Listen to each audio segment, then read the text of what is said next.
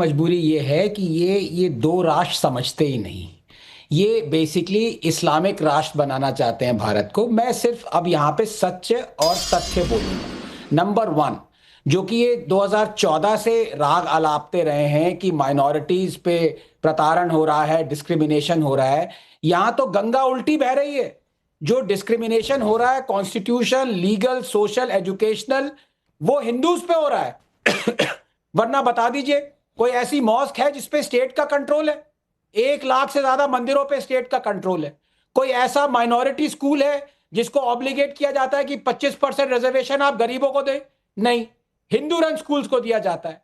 हर एक चीज पे हिंदूज का डिस्क्रिमिनेशन हो रहा है और ये उल्टा कह रहे हैं कि मुस्लिम्स पे हो रहा है। अब इन्होंने लिंचिंग की बात करी, बुलडोजर। मैं इनसे जानना चाहता हूं, इनको पता होगा अखलाक कौन है? इनको पता है खीताराम भील कौन है? इनको पता है भरत यादव कौन है? इनको पता है सरिता कौन है? मैं ऐसे 300 नाम गिना दूं। हर जगह हिंदू पे डिस्क्रिमिनेशन हो रहा है, मुस्लिम्स पे हो रहा है, लेकिन ये सिलेक्टिवली बोल रहे हैं कि सिर्फ मुस्लिम पे हो रहा है। आप चर्च अटैक लीजिए 2015 के बाद में पता चला 3 महीने बाद कि यूपीए के टाइम पे ज्यादा अटैक हुए थे चर्चेस पे, और वो सारे के सारे आर्सन हैं जो एनडीए के टाइम पे हुए थे। लेकिन क्रिश्चियन जेंडर अटैक चल रहा है। सारा स्टेट प्रोग्राम पूरा इनका चल रहा है कि हिंदूज पे डिस्क्रिमिनेट करें, लेकिन लांछन लगा दें कि लोग सोचें कि मुस्लिम पे हो रहा है। ये नंबर वन। नंबर टू, आप क्या जानते हैं कि 2015 में और 2012 में, देखिए प्लीज इंटरप्ट मत करिए, मैं आप पे आ रहा हूं, कांग्रेस ने ये रेजोल्यूशन पास किया था कि बांग्लादेश की माइनॉरिटीज, अब बांग्लादेश की माइनॉरिटी मुस्लिम तो हो नहीं सकती, वो है हिंदू, क्रिश्चियन और सिख। बांग्लादेश की माइनॉरिटीज को इंडियन सिटीजनशिप दी जाए। ये कांग्रेस का डिक्लेरेशन है। 2012 में कम्युनिस्ट पार्टी का डिक्लेरेशन है। ये रेजोल्यूशन तब वो करती हैं कि वही चीज की जाए, लेकिन जब मोदी, जिन्होंने कोई रेजोल्यूशन किया था, वो प्रॉमिस करते हैं तो उलट जाते हैं। अब इनसे पूछिए कांग्रेस प्रवक्ता से, इनका सीएए का रेजोल्यूशन था कि नहीं? बिल्कुल था डॉक्टर मनमोहन सिंह। सुधा जी ये डिबेट का तरीका नहीं है। कोई भी बोल रहा होता है, आप बोलती रहती है बीच में, ये सही नहीं है। डिबेट में सबको समय देती हूँ, आप सबके बीच में नहीं बोल सकती। कांग्रेस अकेली पार्टी नहीं है इस पूरे देश में, बाकियों को भी बोलने का हक है। नोटा से कम वोट मिल रहे हैं आपको और बोल आप सबसे ज्यादा नहीं है। देखिए सुन लीजिए बात को, आप पहले इस बात को खंडित करिए कि सीएए की डिमांड कांग्रेस ने रेजोल्यूशन पास करके क्यों करी थी। नोटा वोटा से मुझे उससे मतलब नहीं है। नहीं, आपको मतलब किस बात से मुझे नहीं पता, आपको किस बात से मतलब है मुझे नहीं पता, लेकिन आपके मतलब के लिए बैठे नहीं है यहाँ पर डॉक्टर अजीज खान साहब। डॉक्टर अजीज खान साहब, मेरा सिर्फ इतना सवाल है, किसी के साथ, किसी भी अल्पसंख्यक समाज के साथ अगर इस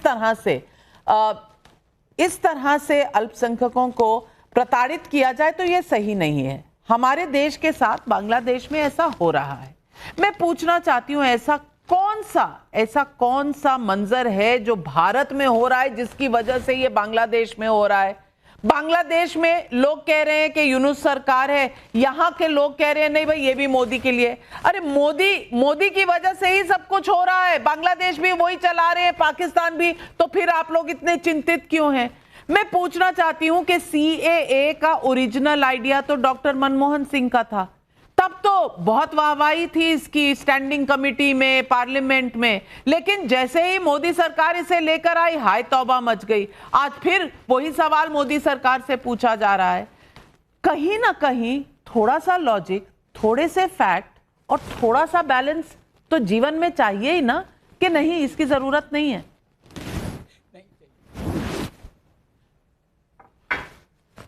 देखिए नाविका जी, जो कुछ बंगाल में हो रहा है, बांग्लादेश में हो रहा है, ये वाकई में बहुत दुखद है। और मैं लगातार कई दिनों से देख रहा हूं जो हरकत हो रही वहां, जिस तरह हत्या की गई, तमाम तरीके से तोड़फोड़ किया गया और बहुत सारी चीजें हुई हैं वहां। यकीनन इस देश का नौजवान, इस देश का देशवासी, हम सब बहुत व्यथित हैं, बहुत चिंता है। सच यह है कि बहुत चिंता है। इसकी जितनी निंदा की जाए वो सब कम है, क्योंकि ऐसी व्यवस्था, ऐसा सिस्टम कतई नहीं होना चाहिए। वहां पर जो अल्पसंख्यक हैं उनको पूरी तरह से उनका अधिकार है कि वो सुरक्षित रहे, और वहां की सरकार की जिम्मेदारी है कि उनको सुरक्षा मुहैया करे। इसमें कोई दो राय नहीं, होना चाहिए। और हकीकत यह है कि जो कुछ हरकत हुआ है उसके खिलाफ हमारे देश में प्रोटेस्ट होना चाहिए। देश के जो लोग हैं उनको आवाज बनकर आगे आना चाहिए। सारी बातें हैं, लेकिन सच्चाई यह है, इसको समझना पड़ेगा हम सारे लोग। या देश में जो शासन सत्ता में बैठे हैं लोग, आखिर वो मौन धारण किए हैं। क्यों मौन धारण किए हैं? हमारा भाई वहां मारा जा रहा है, बांग्लादेश में मेरा भाई मारा जा रहा है, उसकी हत्या हुई है, लेकिन जो अपने आप को हिंदू हृदय सम्राट कहते हैं, साहब एक शब्द उनके मुंह से नहीं निकल रहा है। क्या मजबूरी है? हमारी फॉरेन पॉलिसी क्या है? आज चारों तरफ जो फ्रंट है, आप देखिए बांग्लादेश एक तीसरा फ्रंट खुल गया। आप देखिए पाकिस्तान की क्या चाल है, वहां की आईएसआई का क्या चाल है, इसमें कोई दो राय नहीं। मेरे ख्याल से आज के डेट में बच्चा बच्चा इस बात को जानता है। चाइना का कितना बड़ा चाल है, चाइना क्या चाह रहा है, कैसे उकसा रहा होगा, इसमें कोई दो राय नहीं। और हमारी जो फॉरेन पॉलिसी, हमारे जो लोग हैं, इसको समझने के लिए बिल्कुल प्रयास नहीं कर रहे हैं। आज चाइना पूरी तरह से कहीं ना कहीं उकसा रहा है। पाकिस्तान के साथ आईएसआई वो पूरी तरह से कहीं ना कहीं इन्वॉल्व है इन सारी चीजों में। और हम क्या कर रहे हैं? अजीज जी, हमारी पॉलिसी क्या है? अजीज जी, बिल्कुल नगर अजीज जी, नहीं पॉलिसी क्या होगी मुझे नहीं पता। आपने कहा सरकार ने चुप्पी, आपने कहा सरकार ने चुप्पी साधी हुई, मुझे नहीं पता कि आपने नोट किया या नहीं, पर चार बार बांग्लादेश के उच्चायुक्त को समन किया जा चुका है, उन्हें बुलाया जा चुका है, स्टेटमेंट पर स्टेटमेंट दिए जा चुके हैं। और आप क्या चाहते हैं? शिवम जी जवाब दीजिए, आप चुप क्यों हैं? कमाल बात होती है हिपोक्रेसी का। अगर कोई फेस हो तो ये जो दो तीन पार्टियां हैं, आप इनको सामने आगे से हिपोक्रेसी का सिनोनिम वर्ड ही ये हो जाए तो ज्यादा बेहतर है। ये इनके नेता हैं कि सीए का हम सिर्फ विरोधी नहीं करते बल्कि उन सभी के लोगों के पक्ष में हैं जो इस देश की आत्मा को समझते हैं। सीए एक विभाजनकारी कानून है, सीए के विरोध में महिलाओं और युवाओं को भी आगे आना चाहिए। ये यूपी के एक बहुत बड़े नेता हैं, शायद ए से उनका नाम शुरू होता है, अखिलेश यादव का ही बयान है। 15 बयान है आपके ऐसे कम से कम। ये जो आपका भाई, जो मेरा भाई, जिस रिपुदास की बात हो रही है, उसी के लिए कानून था ये। जब कानून लेकर आ रहे थे तब तो दिन रात इतनी उछल कूद थी जिसकी कोई हद नहीं है। जब लगातार विरोध में धर्म के आधार पर कानून नहीं होना चाहिए, ये देश के लोकतंत्र पर खतरा है, ये देश पर आजादी है, देश पर खतरा है, और इसके साथ साथ ऐसी कोई बात नहीं होनी चाहिए। अगर इसमें आना है तो मुसलमानों का भी नाम दीजिए।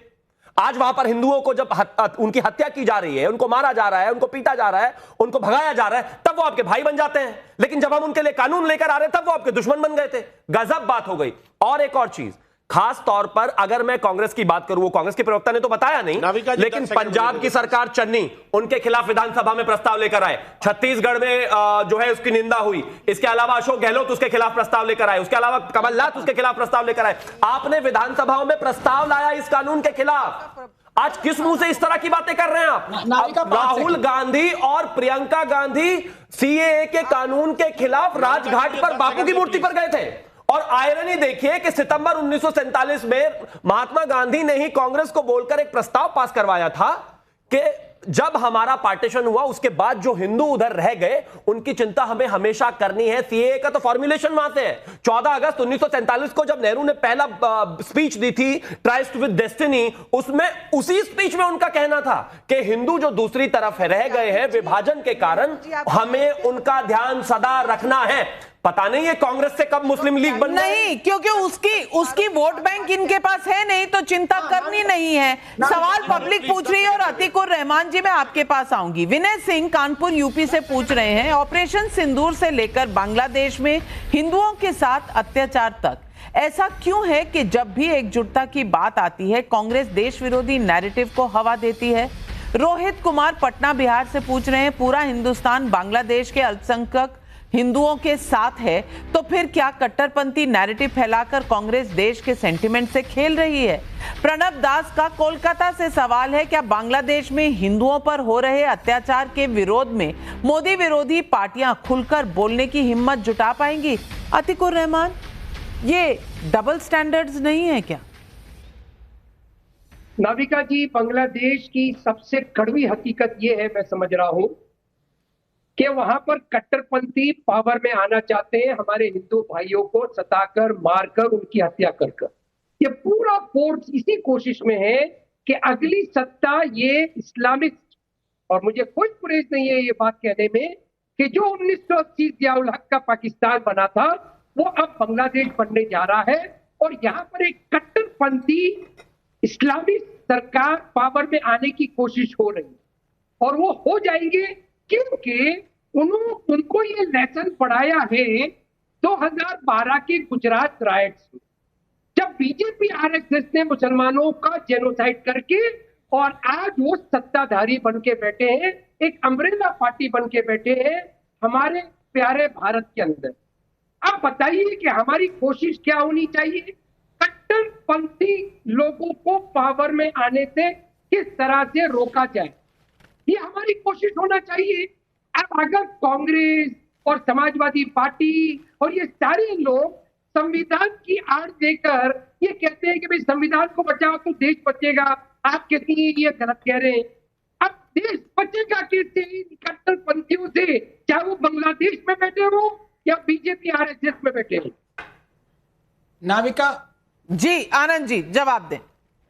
नहीं नाविका, देखिए आपने ये रैशनलाइजेशन ले आया अतुकुर साहब की जो बांग्लादेश में हिंदुओं के अगेंस्ट हो रहा है वो इसलिए जस्टिफाई किया जाना चाहिए क्योंकि यहां पे जो गुजरात कह रहे हैं 2012 में गुजरात में दंगे हुए, तो पता नहीं कौन से 2012 में हुए थे, इसलिए वहां पे ये रैशनलाइजेशन दे रहे हैं। इससे ज्यादा मैं समझता हूं अनफॉर्चुनेट रैशनलाइजेशन जस्टिफिकेशन कोई हो ही नहीं सकता। मैं अतीकुर रहमान साहब से पूछना चाहता हूं कि जो 1900 अगर आपका लॉजिक लिया जाए, पहली बात तो गुजरात में जो हुआ था वो नरेंद्र मोदी जी को बाइज्जत बरी कर दिया गया एसआईटी ने, और जो 700 हिंदूज भी मरे थे उसमें हिंदू मुस्लिम राइट्स थी। नंबर 2, आप क्या कहना चाहते हैं जो आप रैशनलाइजेशन दे रहे हैं उसके मुताबिक तो हिंदूज को मुसलमान को मारना चाहिए था क्योंकि मुसलमानों ने 54 हिंदुओं को जिंदा जला दिया था। क्या आप वो जस्टिफाई कर रहे हैं? क्या आप आगे जस्टिफाई करेंगे कि हिंदूज को मुस्लिम को मारना चाहिए क्योंकि 1990 में इतने सारे कश्मीरी हिंदूज को मारा गया, रेप किया गया, उनको निकाला गया वहां से,